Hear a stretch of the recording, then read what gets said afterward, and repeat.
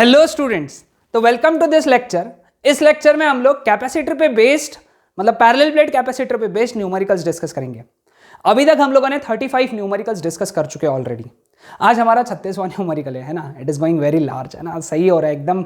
हम लोगों को बस प्रिपरेशन डेली और कंसिस्टेंट रखना है ना। चलो without wasting our time will start with our first numerical. A parallel plate capacitor has an area given है। कितना गिवन है? एरिया गिवन में 4 सेंटीमीटर स्क्वायर यानी 10 to the power -4 metre square. ठीक है। And a plate separation of 2 mm यानी plate separation दिया है D यानी 2 × 10 to the power -3 metre. Calculate its capacitance, C निकालना है।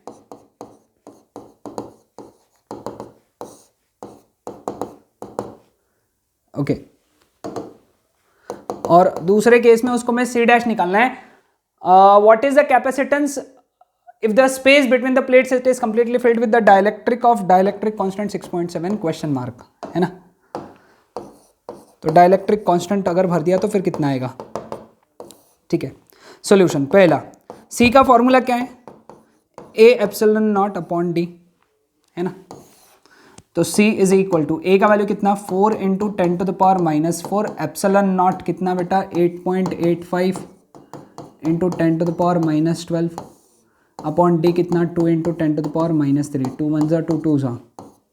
तो C इज इक्वल टू 2 × 18.85 यानी 17.7, है ना, इंटू 10 का पावर कितना हो गया? -13। तो देयरफॉर फैराड यूनिट सही लगाओ। इसको लिख सकते हैं अपन 1.77 × 10 to the power -12 फैराड। यहां रखा तो भी मार्क्स मिलेगा, या फिर तुम ऐसा भी सॉल्व कर सकते हो उसको 1.77 पिको फैराड। ठीक है, कितना सिंपल क्वेश्चन था ना। ओके नाउ नया कैपेसिटेंस कितना रहेगा? If the space is filled, अब फिल्ड बोला है तो कंप्लीटली फिल्ड, है ना। कंप्लीटली फिल्ड बोला है तो नया कैपेसिटेंस कितना रहेगा? A K epsilon naught upon D। मैं इसको लिख सकता हूं K × A epsilon naught upon D। तो C' is equal to K कितना है? 6.7 और A epsilon naught upon D अभी निकाला हम लोगों ने, ये 1.77 पिको फैराड, है ना। बस इसको मल्टीप्लाई कर लो, है ना। इसको मल्टीप्लाई करोगे तो आंसर जो आएगा वो आंसर आएगा 1.186, है ना। It should be 1.186 × 10 to the power -11, या फिर एक काम करो, इसको ऐसे सॉल्व करते हैं, 11.86 पिको फैराड आएगा इसका answer. 11.86 pico farad. Simple calculation है, मल्टीप्लिकेशन है, सिंपल, है ना। तो ये था हमारा आज का पहला न्यूमेरिकल। चलो next, a parallel air condenser, condenser मतलब capacitor, okay, has capacity 20 microfarad. What will be the new capacity if distance between the plates is doubled and a marble slab of dielectric constant 8 is introduced between the plates? ठीक है, पहला solve करते हैं। C कितना दिया हुआ है? 20 microfarad. Okay, अब वी नो दैट अगर ओरिजिनल डिस्टेंस D है, इसको C1 बोल देंगे हम लोग, तो नया डिस्टेंस कितना हो जाएगा? 2D। तो C2 निकालना है ना। C is equal to A epsilon naught upon D। तो हम लोग यहां से लिख सकते हैं C is inversely proportional to D, क्योंकि A एप्सिलॉन नॉट तो कांस्टेंट है, डिस्टेंस ही बदल रहे हो, मतलब C is inversely proportional to D। तो हम लोग यहां से क्या लिख सकते हैं? Therefore C2 upon C1 is equal to D1 upon D2। C2 upon C1 का वैल्यू कितना है बेटा?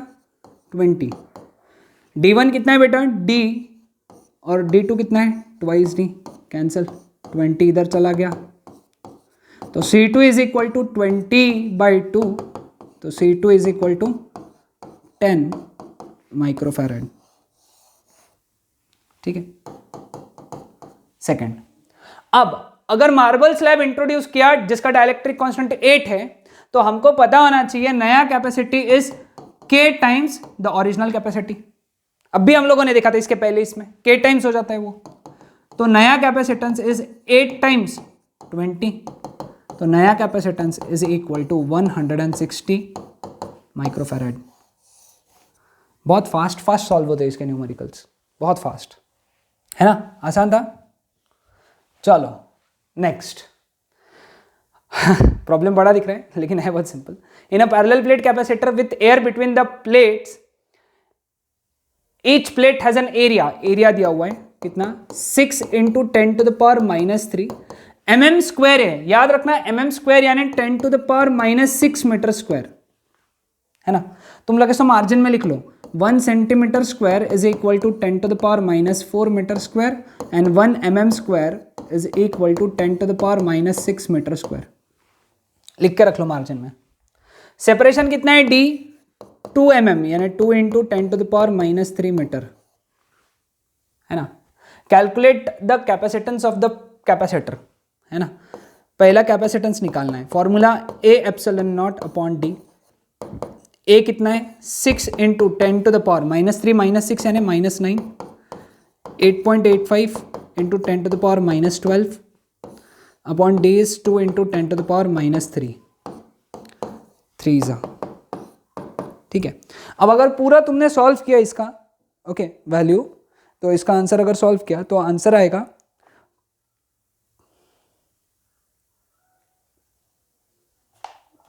ओके सॉरी यहाँ पे mm स्क्वायर कैंसिल कर दूँ, मिस्टेक हो गया प्रॉब्लम में, तो मीटर स्क्वायर ही रखो उसको, तो कन्वर्ट करने का ज़रूरत नहीं है।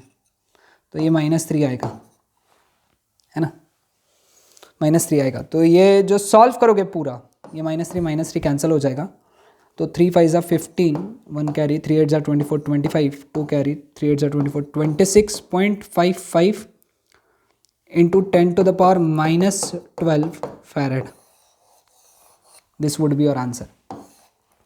Okay. If this capacitor is connected to 100 volt supply, what would be the charge on each plate? Charge निकालना है Q is equal to CV 26.55 into 10 to the power -12 into 100. इसको हम लोग क्या लिख सकते हैं, 2.655 into 10 to the power -11 into 10 to the power 2, यानी 2.655 into 10 to the power -9 coulomb, या फिर इसको लिख सकते हो 2.655 10 to the power -9 कूलम यानी नैनो कूलम।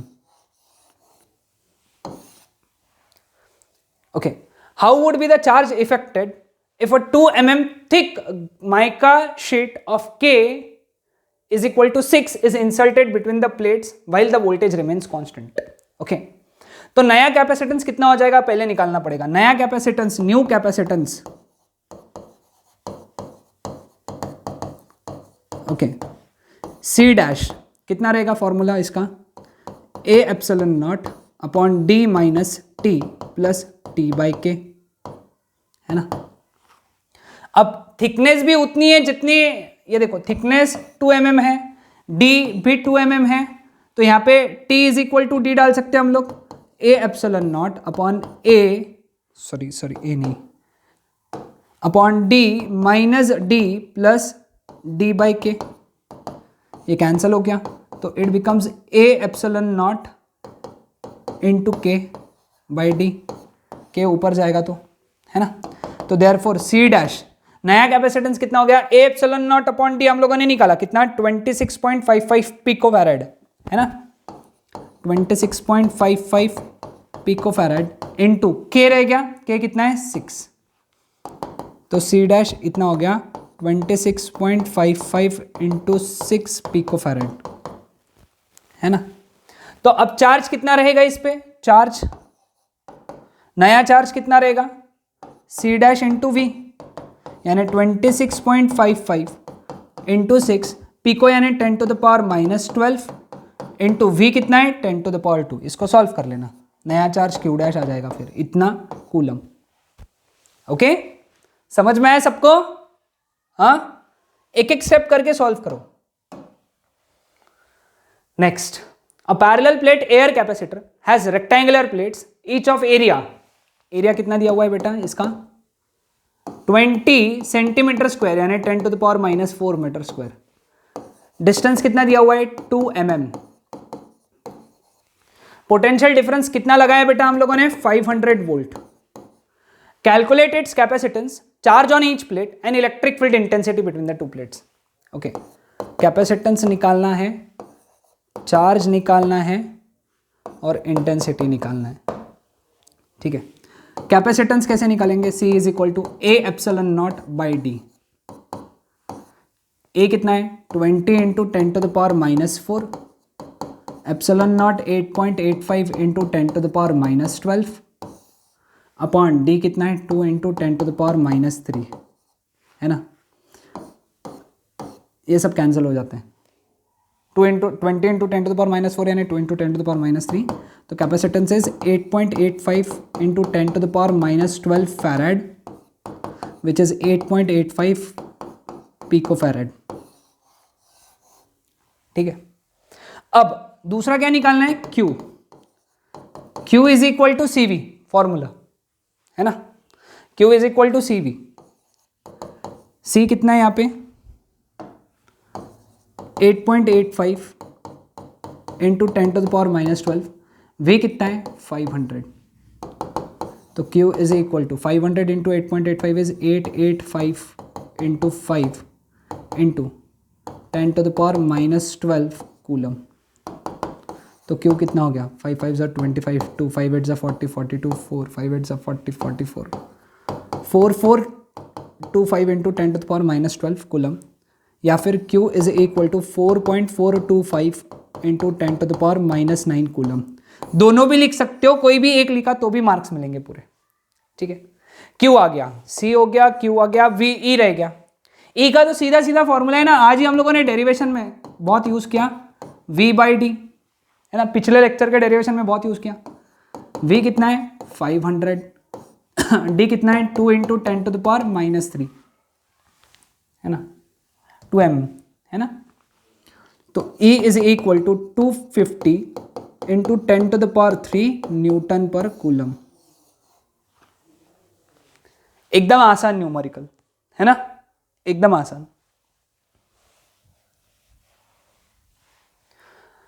चलो next problem. A parallel plate capacitor has rectangular plates having length 20 centimetre, breadth 10 centimetre. Okay, length दिया हुआ है 20 सेंटीमीटर यानी 10 to the power -2 metre. Breadth दिया है 10 सेंटीमीटर यानी 10 to the power -2 metre. Plate separation दिया है 1 mm यानी 1 into 10 to the power -3 metre. Area निकाल लो. Area is length into breadth. 20 into 10 is 200 into 10 to the power -4 metre square. Calculate the potential difference if the plate is given 1 nanocoulomb of charge. 1 nanocoulomb यानी 10 to the power -9 coulomb का charge दिया, तो potential difference निकालना है पहले बार, है ना. Potential difference is equal to Q by C, है ना. Q बाय C कितना है? A epsilon naught by D. D ऊपर चला गया, है ना. तो देखो Q कितना हो गया फिर? 10 टू द पावर -9. D कितना है बेटा? 10 to the power -3 upon A कितना है बेटा यहाँ पे? 200 इंटू 10 टू द पावर -4 और 8.85 इंटू 10 टू द पावर -12. ठीक है, क्लियर. तो अब यहां से हम लोग कैलकुलेट कर सकते कि जो V आएगा यहाँ पे, ओके, यहाँ पे V जो आएगा, V अगर पूरा सॉल्व करोगे तो V जो आएगा दैट इज 5.65 वोल्ट.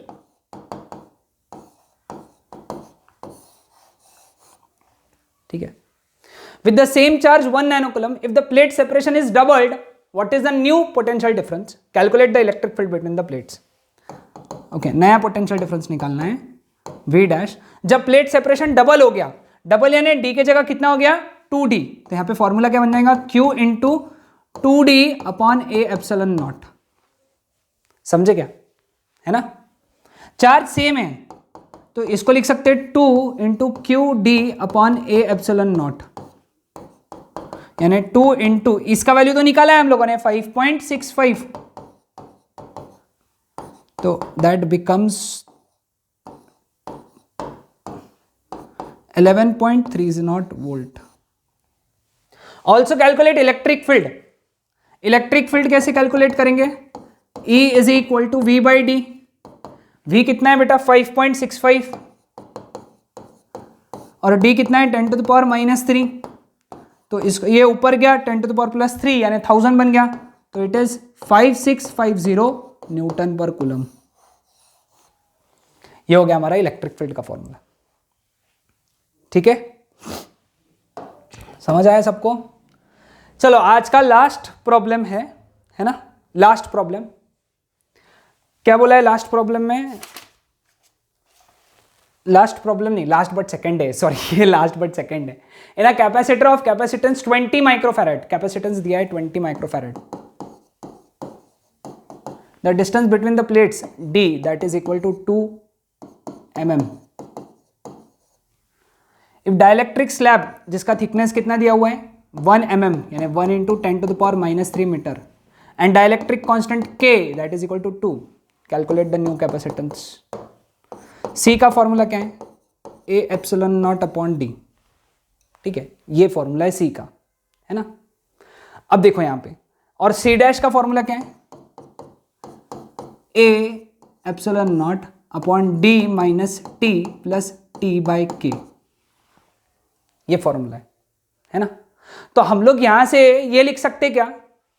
यहां से पहले लिख देंगे A epsilon naught by D that is equal to 20 microfarad, है ना? और यहां से हम लोग लिख सकते हैं T is equal to D by two. T is equal to D by two, यहां पे सब्सटीट्यूट कर देंगे हम लोग। तो therefore C dash is equal to A epsilon naught upon D minus D by two plus D by two upon K का value कितना है बेटा यहाँ पे? 2। तो therefore C dash is equal to A epsilon naught, D minus D by two is D by two plus D by 4। It becomes A epsilon naught upon कितना हो गया ये? 3D by 4। इसको सॉल्व किया तो C dash is equal to 4/3 A epsilon naught by D, लेकिन A epsilon naught by D कितना है? 20 माइक्रोफैरेड। तो therefore C dash is equal to 4/3 into 20, तो C dash is equal to 80/3 microfarad. This is your answer.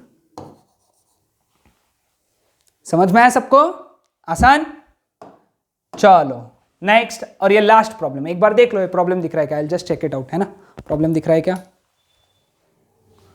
हाँ correct, problem दिख रहा है सबको? हाँ, चलो हम लोग सॉल्व करेंगे इसको। Find the equivalent capacitance between P and Q, given area of each plate is A end plate separation is D। Interesting problem, हाँ इंटरेस्टिंग प्रॉब्लम्स।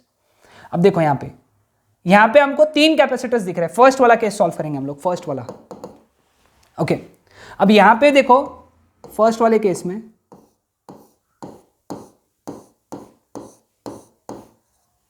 मैं तुमको ये इसका मेथड बता देता हूं कैसे सॉल्व करना है। इधर k का वैल्यू 1 है, इधर k का वैल्यू 3 है, इधर k का वैल्यू 6 है। Plate separation d/3, plate separation d/3, plate separation d/3, हर एक का एरिया A। तो पहले क्या करो, हर एक का कैपेसिटेंस निकाल लो। पहले वाले का कैपेसिटेंस कितना रहेगा? A K1 epsilon naught by D/3। समझा? एरिया कितना है? A। फॉर्मूला क्या होता है डाइलेक्ट्रिक कांस्टेंट के साथ में? A K epsilon naught by D होता है। अब यहां पे एरिया A पकड़ा है हम लोगों ने, है ना? लेकिन इसके लिए डिस्टेंस कितना है? D/3, और K कितना है? K1।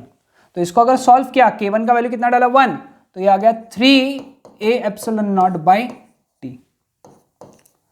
C2 कितना आएगा यहाँ पे? A K2 epsilon naught by D/3। K2 का वैल्यू 3 डाला, K2 की जगह क्या डाला? 3, ये 3 ऊपर गया तो 9A epsilon naught by D। C3 का value A K3 epsilon naught by D/3। K3 का वैल्यू क्या डाला? 6, इसका वैल्यू 6 डाला, 3 ऊपर गया तो कितना हो गया? 18A epsilon naught by D। अब ये तीनों सीरीज में है। तीनों कैसे? सीरीज में। C1, C2 and C3 are in series, तो therefore 1/c equivalent is equal to 1/c1 plus 1/c2 plus 1/c3। Values डाल के अगर सॉल्व किया तो c इक्विवेलेंट का जो फॉर्म वैल्यू आना चाहिए फर्स्ट केस में वो आएगा 2a epsilon naught upon D. Solve करना है सभी ने, है ना,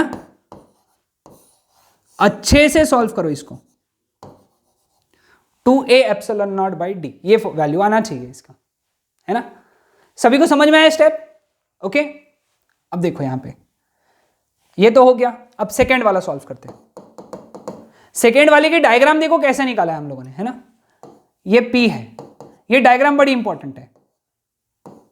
अब देखो यहां पे एक स्लैब है, यहां पे एक स्लैब है ना। तो मैं क्या कर सकता हूं, इसको ये ऐसा लिख सकता हूं, ऐसा बना सकते हैं। ये हो गया पहला वाला, K1 is equal to 4 plate separation D and area of plate A/2। ये हो गया हमारा पहला कैपेसिटेंस C1, ठीक है। अब ये दो कैपेसिटेंस पैरेलल में है, सॉरी एक के नीचे एक है।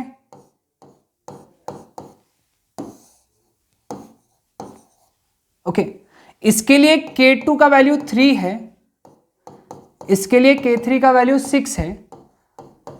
D/2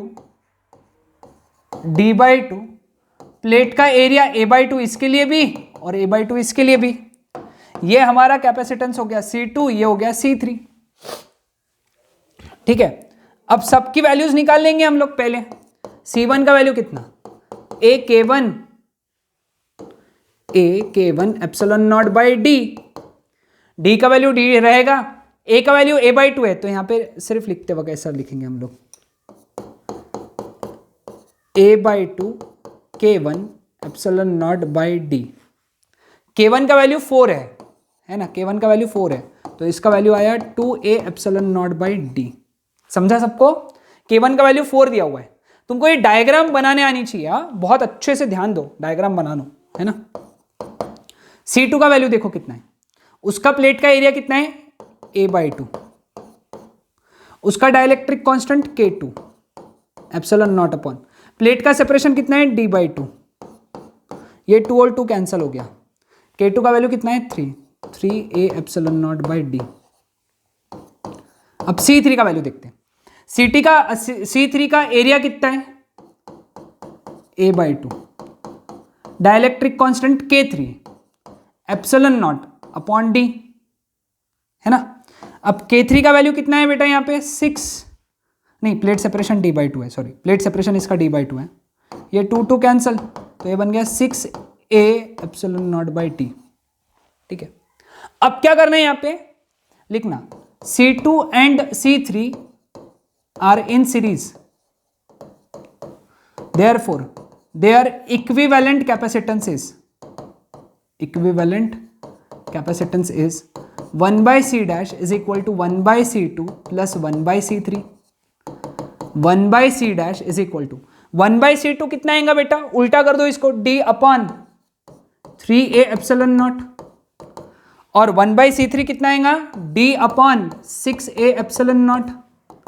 तो therefore 1/c dash is equal to d upon a epsilon naught common, bracket में 1/3 प्लस 1/6 2 तो कितना हो गया d upon a epsilon naught into 3/6, that is equal to d upon 2a epsilon naught. ये किसकी वैल्यू आई बेटा, 1/c डैश की, therefore c dash is equal to 2a epsilon naught by d।